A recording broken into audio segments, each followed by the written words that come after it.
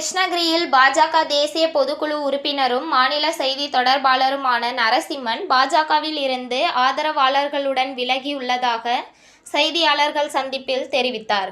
பாஜக தேசிய பொதுக்குழு உறுப்பினரும் மாநில செய்தி தொடர்பாளருமான நரசிம்மன் கிருஷ்ணகிரியில் இன்று செய்தியாளர்களை சந்தித்தார். அப்போது பேசிய அவர், கிருஷ்ணகிரி முன்னாள் பாராளுமன்ற உறுப்பினராக இருந்த நான் கடந்த 12 ஆண்டுகளாக பாஜகவில் பல்வேறு பொறுப்புகளில் பணியாற்றினேன். நடந்து முடிந்த சட்டமன்ற தேர்தலில் பாஜக சார்பில் தளி சட்டமன்ற தொகுதி பொறுப்பாளராக இருந்து குறைந்த வாக்கு வித்தியாசத்தில் வெற்றி வாய்ப்பை இழந்தோம். அதிமுகவுடன் கூட்டணி வைத்தபோது அண்ணாமலை அவர்களுக்கு உரிய மரியாதையை கட்சி பெற்று தரவில்லை. வெற்றி வாய்ப்பு இல்லாத தொகுதிகளை பெற்று மிகவும் மோசமாக தோல்வியை பாஜக பெற்றது.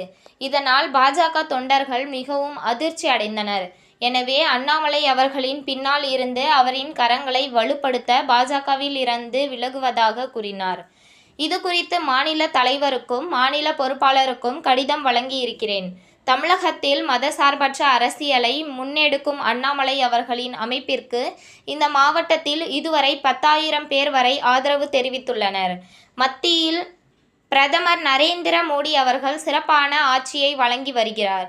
அதேபோல் தமிழகத்தில் அண்ணாமலை ஆட்சியினை கொண்டு வர அவருக்கு தகுந்த ஆதரவை தெரிவித்து இருக்கிறோம் என்றார்.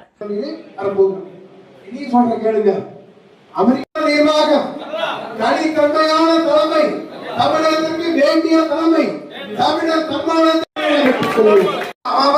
போட்டு மெம்பர் ஆயிருக்கான்.